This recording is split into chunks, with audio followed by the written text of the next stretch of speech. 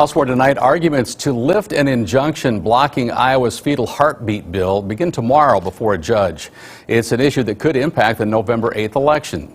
Iowa Governor Kim Reynolds is asking the court to lift the injunction following Roe v. Wade being overturned. Reynolds signed that bill back in 2018, essentially banning abortion in the state after 6 weeks of pregnancy. The Iowa Democratic Party says that the law would not move forward under a Deidre DeGere administration.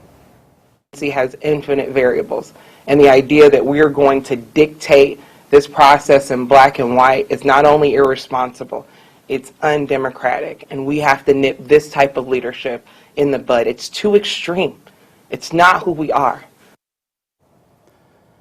According to a new Des Moines Register Mediacom poll, 61% of Iowans say abortion should be legal in most or all cases, while 33% say all or most cases should be illegal.